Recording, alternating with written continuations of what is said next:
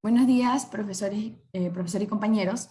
Nosotros somos el grupo número 8 y vamos a hablar acerca del compromiso social de la Iglesia en América Latina. La que le habla, Alison Chinchay, los demás integrantes son Chihuahua Martínez Cristel, Cruz Cornelio Angélica. Bueno, el primer tema a tratar es el compromiso social de la Iglesia en Latinoamérica, basándonos en el libro Corbelli. El primer punto es el aporte de la Iglesia latinoamericana. Nos dice que la Iglesia había dado una respuesta a los problemas modernos, asumió principios de la doctrina social de la Iglesia a través de las grandes asambleas episcopales en Medellín y Puebla. Partieron el método Hoc, que es ver, juzgar y actuar, y mostraba un continente en gran parte católico, pero pobre y dependiente, marcado por la injusticia.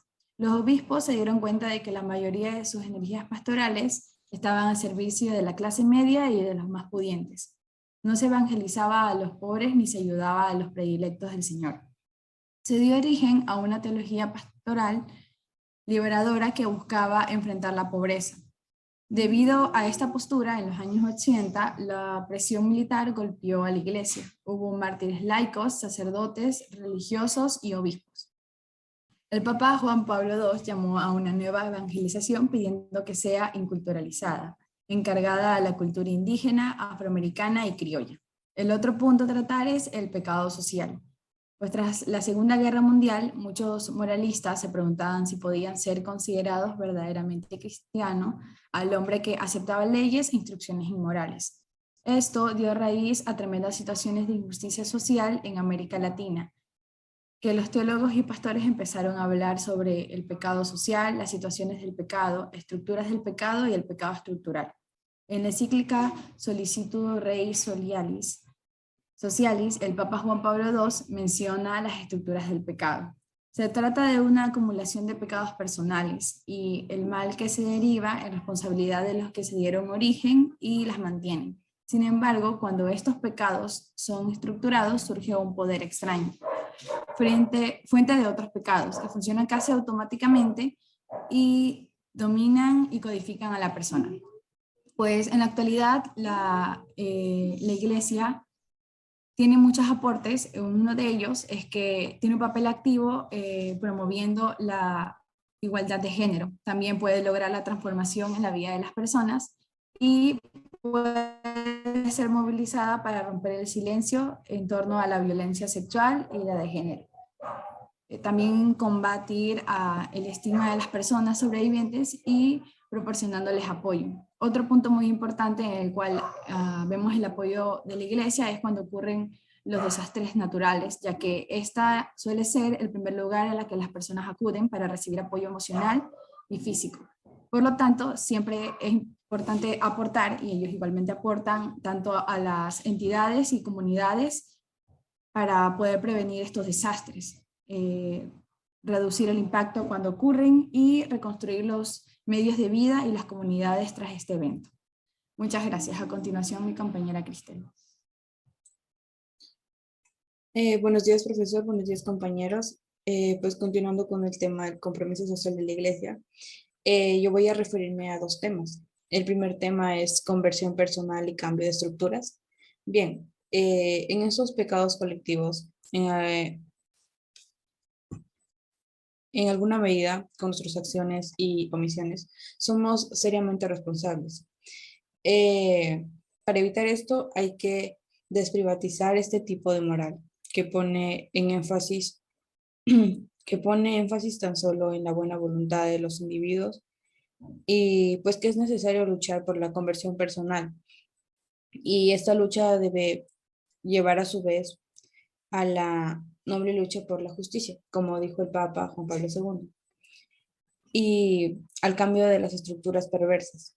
Para erradicar esas estructuras del pecado, hacen falta transformaciones globales, audaces, urgentes y profundamente renovadoras.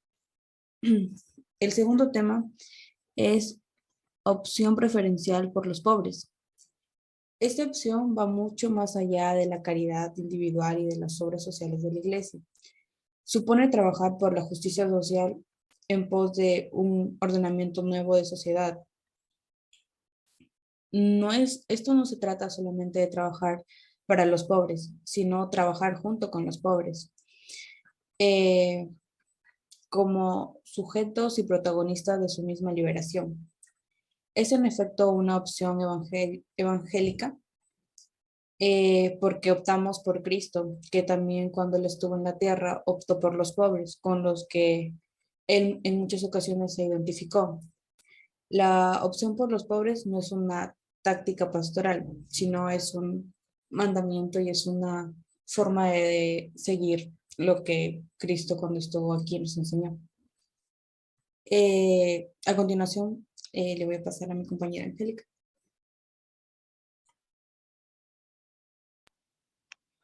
Buenos días, profesor. Yo voy a explicar la parte que me tocó sobre fundamentación bíblica de la opción. Bueno, para empezar, mientras que el evangelista Mateo hablaba de la pobreza de espíritu como actitud espiritual de humildad, de confianza en Dios, de desprendimiento y solidaridad para entrar en el reino del cielo. En el Evangelio de Lucas, Jesús se dirige a pobres de medios materiales, a los hambrientos reales y a los que sufren la explotación y marginación. Los llama felices porque son los preferidos de Dios y su evangelio está destinado a liberarlos de la miseria y también de la angustia. Pero la opción por los pobres no es una simple prioridad pastoral, no es voluntariado tampoco, es más que todo un compromiso de fe y de vida. El Evangelio es buena noticia para pobres y severa advertencia para los ricos. El rico en Polón es condenado por haber ignorado al pobre Lázaro. Los ricos que solo acumulan para sí son ciegos frente al pobre y sordos frente a la palabra de Dios. La liberación que trajo Jesús es una liberación integral, es una liberación que incluye alma, cuerpo, personas y sociedad. Eso es todo, profesor. Muchas gracias.